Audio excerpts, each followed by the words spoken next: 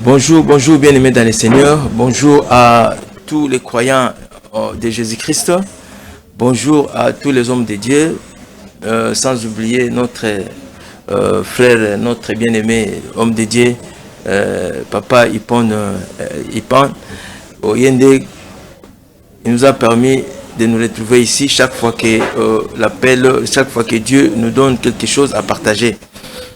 Oui, merci beaucoup. Nous voici à ce lieu pour une autre émission et puis pour un autre thème, un nouveau thème. Nous voulons aujourd'hui aborder les thèmes que vous avez vus sur vos écrans. Jésus-Christ est la fin de la loi. Dans Romains chapitre 10, dans le verset 4. Nous allons d'abord lire ces versets, comme ça nous allons continuer à mis à nous. Nous allons de Romains 10, verset 4. Que nous dit la Bible? Romains chapitre 4. Romains chapitre 10, verset 4. Nous lisons au nom de Jésus-Christ de Nazareth. Alors nous dit, car Christ est la fin de la loi pour la justification de ceux qui croient. Nous répétons, car Christ est la fin de la loi pour la justification de tous ceux qui croient. Eh bien, nous dit, Christ est la fin de la loi pour la justification de tous ceux qui croient. Jésus-Christ est venu ici-bas pour nous sauver, pour nous justifier. Alors, la Bible nous dit, quand la Bible dit il est la fin de la loi, nous savons que Dieu avait donné beaucoup de lois à Moïse. Donc, c'est par rapport à la loi mosaïque que ce verset de la Bible nous dit que Jésus-Christ est la fin de la loi. Quelle est cette loi? C'est par rapport à la loi mosaïque. Et moi j'ajoute que c'est par rapport aussi à la loi, aux lois ancestrales, les lois ancestrales de nous aujourd'hui les païens, et de nous aujourd'hui qui étions païens, et aujourd'hui nous sommes justifiés. Voilà, bien aimé dans le Seigneur, c'est dans ces deux aspects-là que nous allons aborder notre sujet d'aujourd'hui. Donc nous allons voir la loi mosaïque, parce que la loi mosaïque concernait les Juifs. Et puis nous, à notre époque, nous avons les lois de nos ancêtres. Parce que nos ancêtres aussi ont eu leurs lois. Ils ont signé, ils ont fait des lois, ils ont fait des concessions avec le monde des ténèbres et non pas avec Dieu. Personne ne me dira le contraire, parce que à ce moment-là, à cette époque-là, si nous voyons aujourd'hui, beaucoup de familles sont dans le malheur. Pourquoi? Parce que leurs ancêtres, au lieu de nous léguer et la parole de Dieu, ils nous ont légué, oui, les alliances qu'ils ont conclues avec le monde des ténèbres.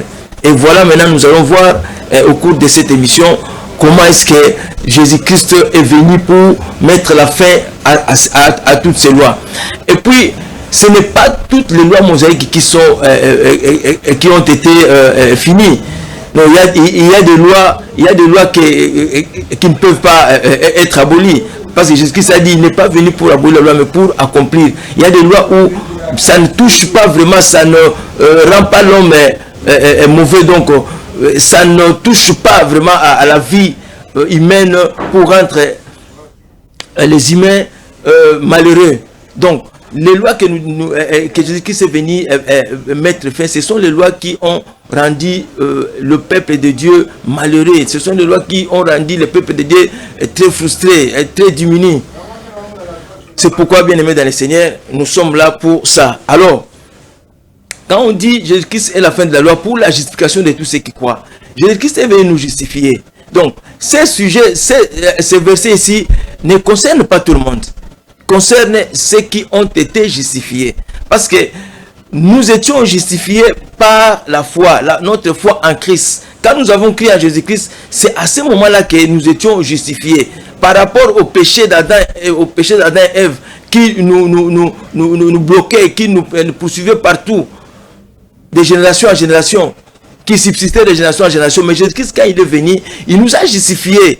C'est nous qui étions des pécheurs, mais lui, il s'est fait pécheur pour que nous soyons justifiés, afin que nous soyons sauvés. C'est pourquoi nous disons, nous sommes justifiés par la foi en Christ. Donc, celui qui n'a pas la foi en Christ, c'est celui qui n'a pas cru en Christ, celui qui n'est pas né de nouveau, il ne verra pas que en lui la fin de la loi. C'est pourquoi, bien aimé dans le Seigneur, aujourd'hui, si nous voyons, il y a beaucoup de gens qui ne reçoivent pas la délivrance. Pourquoi? Parce que en eux, dans leurs membres, la loi se trouve dans leur sang. Il y a encore la loi de nos ancêtres, la loi mosaïque. Ça existe encore dans leur sang. C'est pourquoi on peut prier comme on veut, mais à moins que ce jour-là, Dieu te fasse grâce. Mais sinon, oui, donc ta délivrance ne sera pas facile. C'est pourquoi les gens mettent 10 ans, 15 ans, 20 ans, 5 ans dans des églises sans pour autant être délivrés. Alors, c'est pourquoi j'ai dit, celui qui n'est pas justifié, celui qui n'a pas été justifié par le Christ, lui, il ne doit pas connaître la fin de la loi. Il sera toujours sous la loi, en train d'être maté, en train d'être souffrant, en train d'être maladie. Donc, tous les maux qui rongent sa vie seraient toujours en lui. Alors, bien aimé dans le Seigneur, nous allons voir quelles sont ces lois-là, les lois mosaïques que Jésus-Christ est venu mettre fin à ça. J'avais dit, ce n'est pas toutes les lois que Jésus-Christ est venu mettre fin, mais les lois qui dérangeaient la vie humaine, qui dérangeaient son peuple. Le peuple que lui-même est venu pour sauver. Alors, nous allons d'abord commencer à lire dans le livre de Genèse. Nous commençons par la première loi, donc dans le livre de Genèse, chapitre 2, nous commençons au verset 2 aussi, jusqu'à verset 2 à 3. Nous lisons au nom de Jésus-Christ de Nazareth. Dieu acheva au 7e jour son œuvre qu'il avait faite, et il se reposa au 7e jour de toute son œuvre qu'il avait faite. Dieu bénit le 7e jour et il le sanctifia qu'en ce jour, il se reposa de toute son œuvre qu'il avait créée en la faisant. Donc la Bible nous dit, Dieu s'est reposé, il a créé ce monde pendant 6 jours, et le 7e jour, quand il a vu que tout a été bon, le 7e jour, il s'est reposé. De toutes ces œuvres qu'il a faites, de toutes ces œuvres qu'il a faites, il s'est reposé. Alors, vous voyez, le repos de Dieu n'était pas quelque chose que nous pouvons faire, que nous pouvons discuter avec ça. Mais c'est lui-même qui a dit que moi, j'ai créé ce monde pendant 6 jours, et le 7e jour, je me suis reposé. Alors, quand nous allons dans le livre de la Genèse, d'Exode, Exode chapitre 16, verset 23. Exode 16, 23. Que nous dit la Bible? Exode chapitre 16, verset 23. La Bible nous dit, et Moïse leur dit, c'est ce que l'Éternel a ordonné. Demain est le jour du repos, le sabbat consacré à l'Éternel. Faites cuire ce que vous avez à faire cuire. Faites bouillir ce que vous avez à faire bouillir. Et mettez en réserve jusqu'au matin tout ce qui restera. Donc vous voyez, Dieu a appelé Moïse. Il lui a dit, Moïse, vous savez que moi je m'étais reposé après avoir fini de créer ce monde. Et puis je voudrais que mon peuple aussi prenne un jour pendant la semaine, un jour de repos. Le jour-là, Dieu l'appelle le sabbat. Donc chaque sabbat, personne ne pouvait faire quelque chose. Donc, arrivant un jour avant le sabbat, comme l'esprit du verset ici, un jour avant le sabbat, donc vous vous préparez pour tout, vous vous préparez surtout la nourriture, tout ça, parce qu'à cette époque-là, Dieu fait descendre la manne. Quand la manne descendait, chaque jour, vous prenez, vous mangez et puis fini. Mais avant le sabbat, Moïse leur a dit non. Avant le sabbat, il faut s'amasser. Donc, il faut prendre le double de ce que vous prenez chaque jour. Prenez le double Comme ça, vous conservez, l'autre là, vous mangez, mais les doubles là, vous conservez pour les jours de sabbat. Parce que les jours là, vous n'allez pas sortir pour aller prendre la manne qui tombe du ciel. Alors, à ce moment-là, oui, le peuple ont accepté, ils ont commencé à observer le sabbat, le repos de Dieu, et est devenu maintenant le repos de l'homme. Mais par après que ce repos est devenu, Dieu l'a mis ça sous la loi. Donc c'est devenu une loi. Le repos de Dieu, c'est devenu une loi. Donc le sabbat, tu ne peux rien faire. Mais maintenant, contrairement, nous allons encore lire dans Exode 20. Lisons dans Exode 20, versets 8 à 10. Exode 20, versets 8 à 10. Exode chapitre 20, versets 8 à 10. La Bible dit ceci. Souviens-toi du jour du repos pour le sanctifier. Tu travailleras 6 jours et tu feras tout ton ouvrage. Mais le 7e jour est le jour du repos de l'Éternel, ton Dieu. Tu ne feras aucun ouvrage, ni toi, ni ton fils, ni ta fille, ni ton serviteur, ni ta servante, ni ton bétail, ni l'étranger qui est dans tes portes. Donc maintenant, quand Dieu a donné les 10 commandements à Moïse, c'est là où il a inséré aussi cette loi. Donc tu peux travailler pendant 6 jours, mais le 7e jour, tu dois te reposer. C'est ça qui s'est passé. Donc c'est un jour de l'Éternel. C'est un jour où les Juifs les consacraient pour rendre culte à Dieu, pour rendre culte à Dieu en général. Alors, c'est pourquoi Dieu a dit il faut se reposer. Mais quand nous voyons maintenant, quand Jésus-Christ est venu, parce que la Bible nous dit c'est lui qui était la fin de la loi. C'était une loi qui commençait maintenant à mettre à mal le peuple de Dieu. Donc, les démunis, le peuple simple commençait à souffrir par rapport aux sacrificateurs, par rapport aux conservateurs de la loi. Parce qu'eux-mêmes, ils faisaient n'importe quoi. Mais quant au peuple, ils ne veulent pas que le peuple fasse n'importe quoi, surtout le jour du sabbat. C'est pourquoi la Bible nous dit, quand Jésus-Christ est venu, il a dit, mais moi-même ici, je vous parle ici, je suis le maître de sabbat.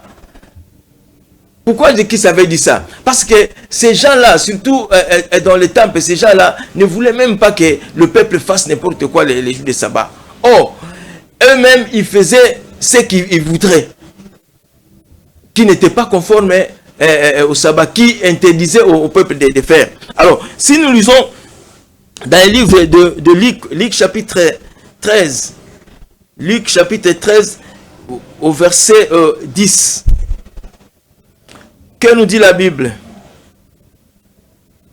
La Bible nous dit ceci.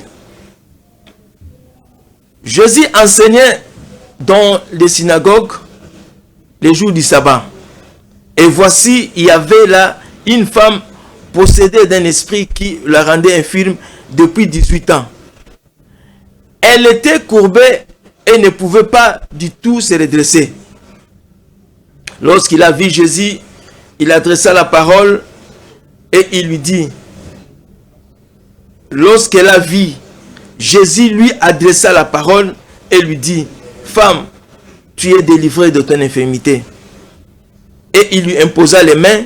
À l'instant, elle se redressa et glorifia Dieu.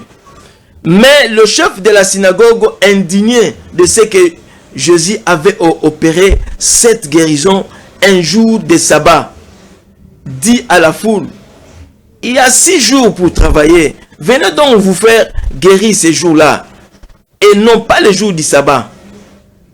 Jésus-Christ, hypocrite, lui répondit le Seigneur, et c'est que chacun de vous, les jours du sabbat, ne détache pas de la crèche son bœuf ou son âne pour les mener boire.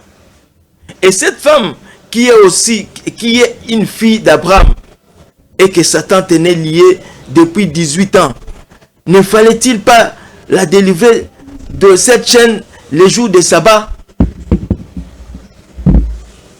Ne fallait-il pas la délivrer de cette chaîne les jours du sabbat?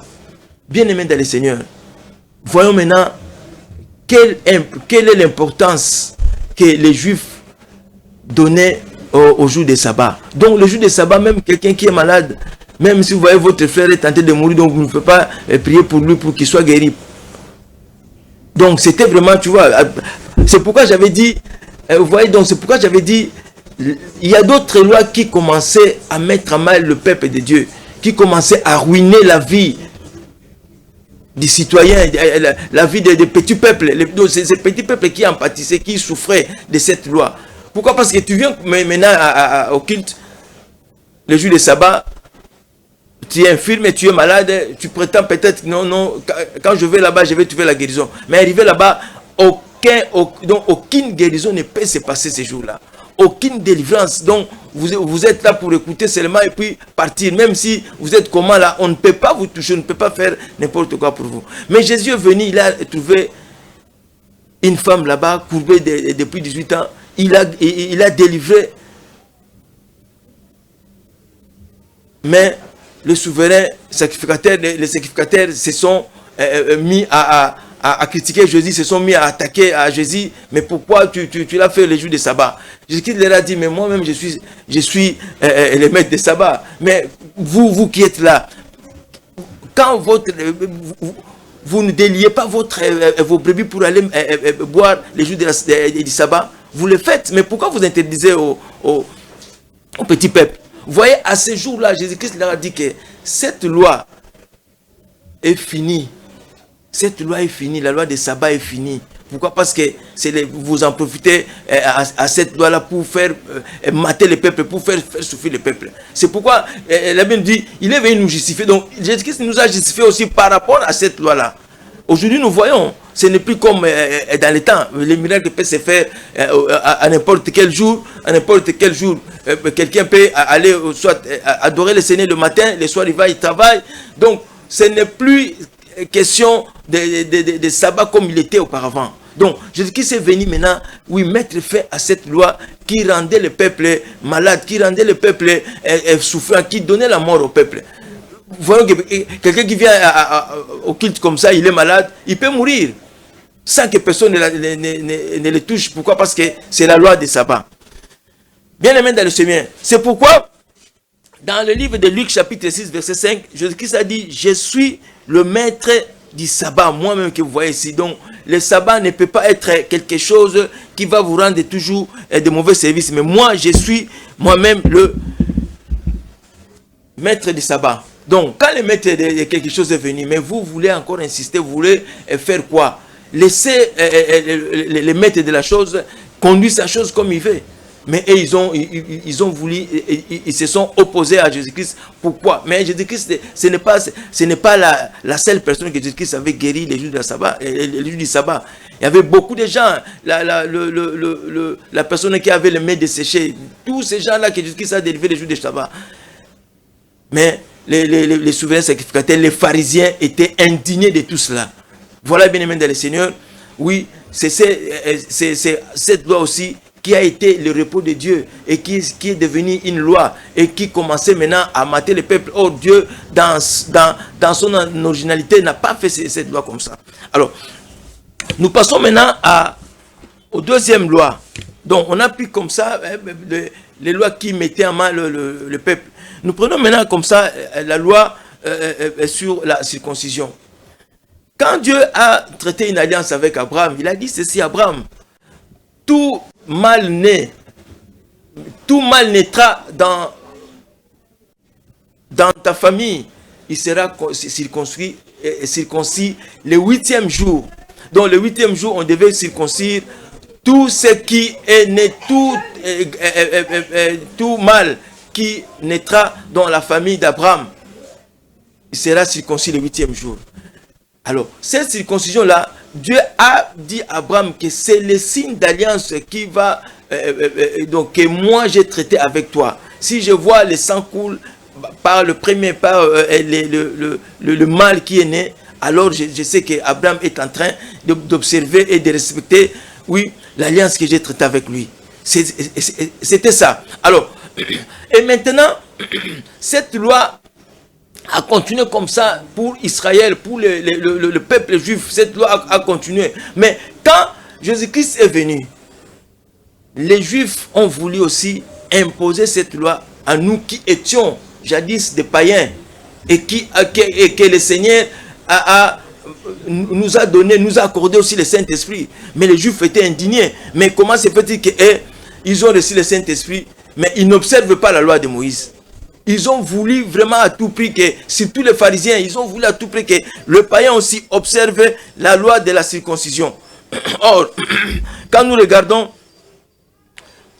nous commençons d'abord dans l'Ancien Testament,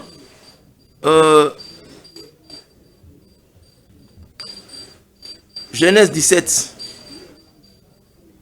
versets 10 à 14. Qu'elle nous dit la Bible? La Bible nous dit, c'est ici mon alliance que vous garderez entre moi et vous et ta postérité après toi. Tout mâle parmi vous sera circoncis. Vous vous circoncirez et ce sera un signe d'alliance entre moi et vous. À l'âge de 8 jours, tout mâle parmi vous sera circoncis selon vos générations, qu'il soit né dans la maison ou qu'il soit acquis à prix d'argent de tous les fils d'étrangers sans appartenir à ta race. On devra circoncire celui qui est né dans la maison et celui qui est acquis à prix d'argent, à prix d'argent, et mon alliance sera dans votre chair une alliance perpétuelle. Donc, vous voyez, donc c'est Dieu lui-même. Donc, la plupart, donc disons toutes les lois que Moïse a données au peuple, ça ne venait pas de lui, ça venait de Dieu. C'est Dieu qui instituait ces lois. Parce que les peuples, quand ils commençaient à venir nombreux, il fallait chercher un moyen pour les encadrer, pour les cadrer, parce que peut-être il devait y avoir beaucoup de déviations. C'est pourquoi Dieu a dit à Moïse, a donné des lois à Moïse pour recadrer le peuple. C'est pourquoi le peuple marchait comme ça. Celui qui ne se conforme pas à la loi, soit il est mort, soit il attrape la lèpre, soit donc il y avait beaucoup de choses comme ça. Mais quand Christ nous a accordé, nous qui étions les païens, il nous a accordé le Saint-Esprit. Mais les pharisiens ont insisté à ce que nous aussi, nous observons la loi de Moïse. Alors, si nous regardons dans le livre des Actes des Apôtres, dans le livre des Actes des Apôtres, chapitre 15, au verset 5.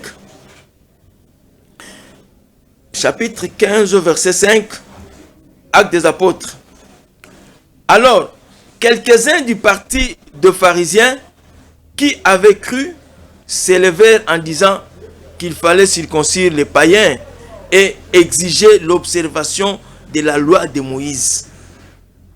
Donc, vous voyez, les pharisiens ont dit que les païens aussi doivent observer la loi de Moïse. Ils doivent aussi être circoncis. Mais ils avaient oublié que Jésus-Christ nous a circoncis déjà. Et notre circoncision n'était pas une circoncision faite à la main d'homme. C'était une circoncision spirituelle que nous avions reçue. Et ils avaient reçu une circoncision qui était faite de la main d'homme, que Dieu lui-même a prescrit. Mais nous sommes des hommes spéciaux. Jésus-Christ nous a accordé une circoncision spirituelle qui n'avait pas été faite de main d'homme. Vous voyez, c'est pourquoi les Juifs ont voulu simplement que nous aussi, nous observions la loi de Moïse. Oh, la loi de Moïse ne nous concernait pas. La loi de Moïse concernait et les enfants d'Israël. Mais nous avons vécu nous sommes dans la période de la grâce. Jésus-Christ nous a fait grâce, il nous a accordé le Saint-Esprit sans pour autant que nous fassions un effort. Personne ne peut dire que non, c'est par mes propres forces, c'est par, oui, parce que j'ai donné une dîme de 1 million au pasteur, c'est pourquoi Dieu m'a accordé. Oui, parce que j'ai donné une offrande très importante, c'est parce que j'ai acheté une parcelle à l'église, c'est pourquoi, non, ce n'est pas cela que Dieu nous a accordé oui, cette circoncision spirituelle. Donc nous sommes des gens vraiment spéciaux, bien aimés dans le Seigneur. Nous avons reçu une grâce que personne n'a fait une démarche pour le recevoir. Mais c'était par la miséricorde de Dieu, par sa compassion, que nous avions reçu cette grâce. Alors, c'est pourquoi, quand nous lisons dans les livres de Colossiens chapitre 2, Colossiens chapitre 2, à partir du verset 11, que nous dit la Bible? La Bible nous dit ceci: et c'est en lui que vous avez été circoncis, d'une circoncision que la main n'a pas faite, mais de la circoncision de Christ, qui consiste dans le dépouillement du corps de la chair. Donc, vous voyez, donc nous ne pouvons pas être comparés à la circoncision de la loi que Dieu a donnée à Moïse, a donné à Aaron, et puis a donné pardon à Abraham, et puis par après Moïse est venu aussi concrétiser ce que le Seigneur a donné à Abraham. Donc c'était toute une vie du peuple d'Israël, ils vivaient comme ça. Si tu n'es pas circoncis, sache que tu seras mort, donc Dieu ne va pas te considérer. Alors, bien aimés dans le Seigneur, nous sommes un peuple qui a été acquis au prix du sang, qui a reçu une grâce spéciale. Nous qui étions autrefois les païens, Dieu nous a rapprochés de lui et nous avions bénéficié d'une circoncision que les Juifs n'ont pas bénéficié. Mais ici on dit les pharisiens qui ont cru. Les pharisiens donc tout juif aussi qui ont cru, il a bénéficié dans la même grâce que nous. Alors, c'est pourquoi nous disons, bien aimés dans le Seigneur, vous voyez, beaucoup de lois qui mettaient en mal les juifs, qui mettaient en mal le peuple de Dieu. Sachez, pensez aujourd'hui que nous observons la loi de Moïse, mais bien aimés dans le Seigneur, mais ça devait être quelque chose de très terrible. On ne pouvait pas s'en sortir. Mais aujourd'hui, Dieu nous donne le libre arbitre. On nous a donné le libre arbitre, donc nous ne sommes pas liés aux lois, aux anciennes lois que Dieu avait données à Moïse, mais nous sommes liés à la foi que nous avons mis en Christ. Quand nous avons cru en Christ, Jésus-Christ nous a accordé le Saint-Esprit. C'est à ce moment-là que le Saint-Esprit est venu faire un grand travail dans notre vie. C'est pourquoi, bien aimé dans le Seigneur, j'avais dit au début, ce sujet concerne le justifié. Qui sont les justifiés? Tout celui qui a cru en Christ. Tout celui qui est né de nouveau. Celui-là qu'on appelle les justifiés. Il est déjà justifié, il est sauvé. Il n'a plus de condamnation en lui. Même si on l'amène au tribunal aujourd'hui, il n'a pas de condamnation parce que Jésus-Christ lui a déjà justifié. C'est pourquoi, bien aimé dans le Seigneur, là où vous êtes, regardez bien. Est-ce que moi, je suis justifié? Est-ce que moi, oui, je suis né de nouveau? Si tu n'es pas encore né de nouveau, c'est le moment de le faire parce que, oui, la venue du Christ ne tarde pas. Si Jésus-Christ arrive aujourd'hui, tu n'es pas né de nouveau, donc tu vas de l'autre côté. Tu ne vas pas hériter le royaume de Dieu. Alors, c'est pourquoi j'ai dit que les lois mosaïques ne nous concernaient pas, mais ça commençait à mettre quelques racines pour que ça nous bloque. Mais si vous n'êtes pas inspiré, par la parole de Dieu, par le Saint-Esprit, vous verrez que beaucoup des assemblées, beaucoup des communautés, beaucoup des églises aussi sont aujourd'hui liées, sont aujourd'hui bloquées par rapport à la loi mosaïque. Quand Dieu a donné la loi à Moïse, il dit, Moïse, tu vas faire les habits pour les sacrificateurs et les grands sacrificateurs et les souverains sacrificateurs. Mais à notre époque, cette loi ne peut pas exister. Moi, j'avais dit à un ami pasteur qui voulait consacrer l'un de son fils. Il a appelé d'autres pasteurs qui sont venus avec des toges, de tout cela. Ils l'ont mis. Mais moi, le Seigneur m'a révélé. Moi, je lui ai dit, mon frère, ce que vous avez fait là, ce n'est pas bon, ce n'est pas correct. Dieu n'a pas accepté. Et puis, le frère là n'a pas beaucoup vécu. 2 ans, 3 ans après, le frère là qui a été consacré, il est mort. Il est mort tragiquement. Et pourtant, j'ai parlé à mon frère pasteur, moi je dis, mon frère, ce que vous avez fait, Dieu est contre ça. Pour consacrer quelqu'un, il faut appeler beaucoup de pasteurs, ils viennent comme ça avec des habits sacerdotaux, ils commencent à faire des cérémonies, tout ça. Vous ne savez pas les habits là d'où est venu. Moi, je lui ai dit, mais aujourd'hui, il me donne raison. Que son fils là qu'on a consacré, il n'a même pas vécu 4 ans, 5 ans minimum, mais il est mort. Il est mort. Ce n'était pas d'une bonne manière, bien aimé dans le Seigneur. Il faut vraiment faire que nous fassions attention parce que aujourd'hui, les gens qui en profitent pour nous faire du mal, pour nous faire engager dans dans l'occultisme, ils utilisent des choses que Dieu ne veut pas que nous utilisions aujourd'hui. Nous, c'est le Saint-Esprit qui est au contrôle de toutes choses. C'est le Saint-Esprit qui est au contrôle, qui nous donne tout, qui nous inspire tout.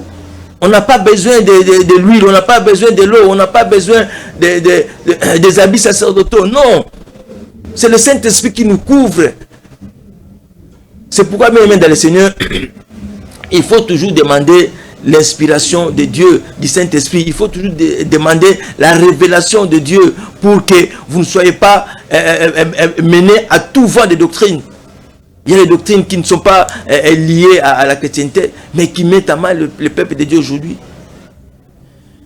Alors, nous passons maintenant à une autre loi. La loi qui était liée à l'adultère.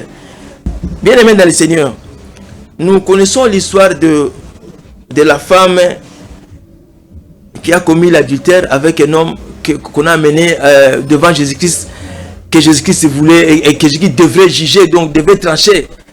Parce qu'il voulait maintenant lapider cette femme-là. Qu'est-ce qui est arrivé? D'abord, nous allons voir dans Lévitique, lisons dans Lévitique chapitre 20, verset 10. Lévitique 20, verset 10. Que nous dit la Bible? Si un homme commet un adultère avec une femme mariée, s'il commet un adultère avec la femme de son prochain, l'homme et la femme adultères seront punis de mort. Si un homme couche avec la femme de son père et découvre ainsi la nudité de son père, et cet homme et cette femme seront punis de mort, leur sang retombera sur eux.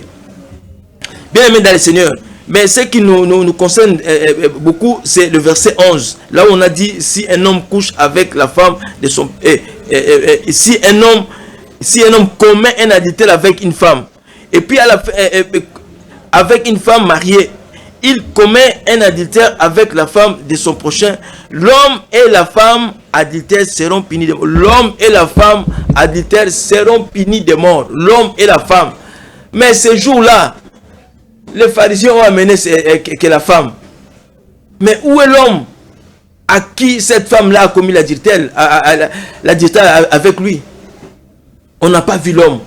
On a vu seulement la femme. Cela veut dire que quand vous amenez seulement la femme, c'est que la loi n'a pas d'importance. La loi n'a plus d'importance parce que Dieu a ordonné à Moïse, l'homme et la femme seront punis de mort. Mais vous amenez seulement la femme pour les punir à mort. Mais l'homme là, il est bien chez lui, il mange, il prend son air comme si rien n'était.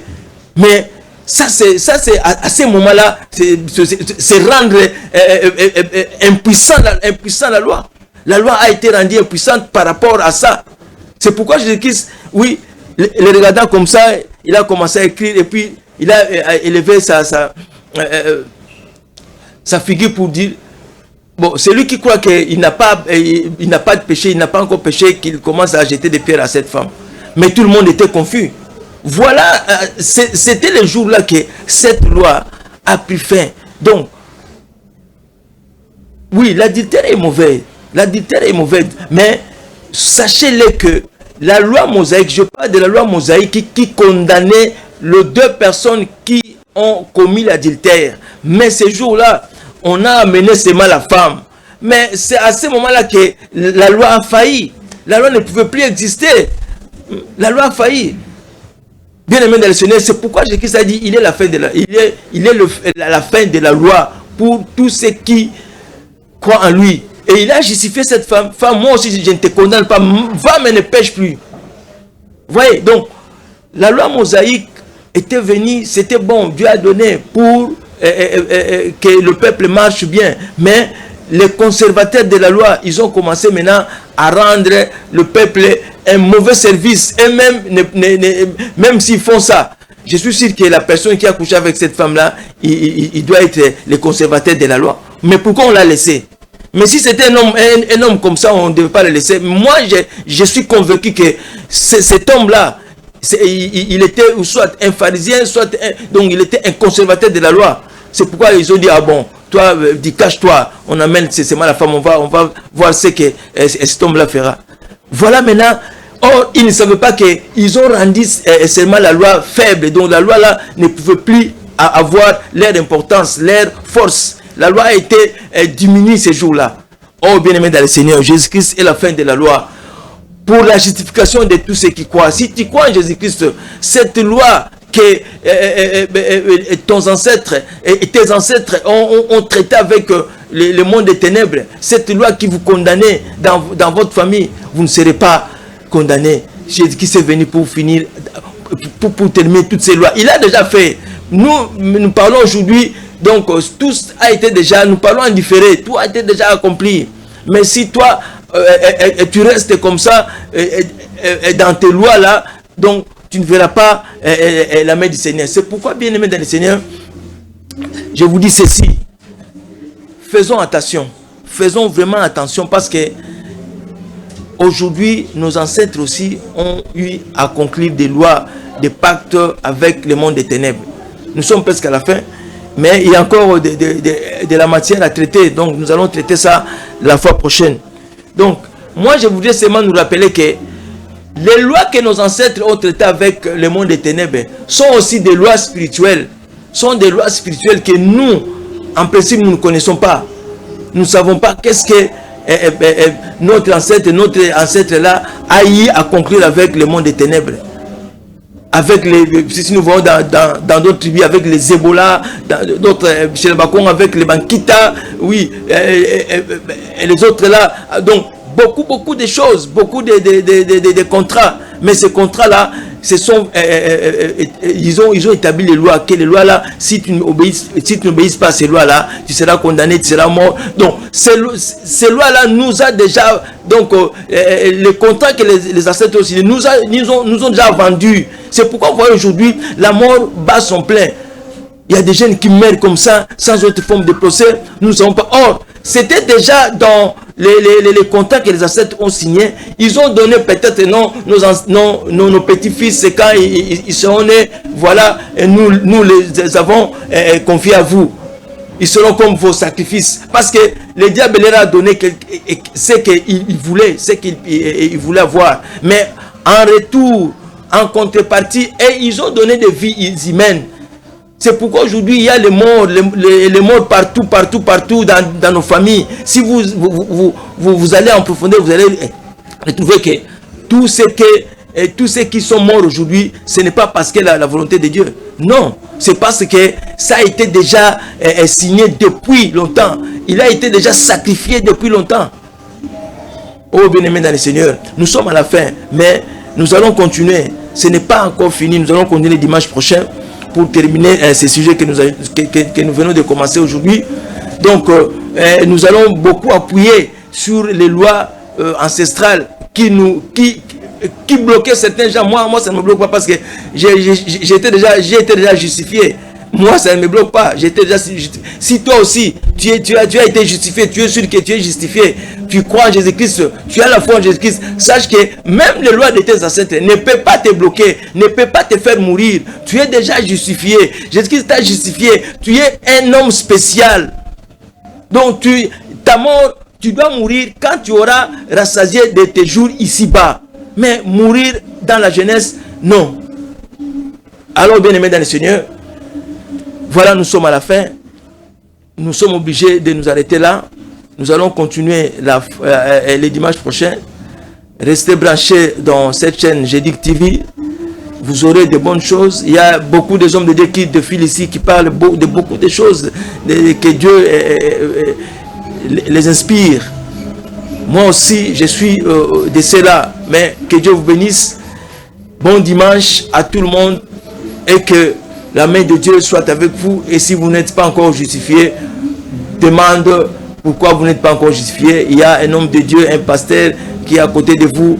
Confiez-vous à lui, un évangéliste, un frère. Il va vous montrer comment faire pour être justifié, afin que les lois de ta famille, de tes ancêtres ne te ressaisissent pas. Les lois de ta famille, de tes ancêtres tombent en Jésus-Christ.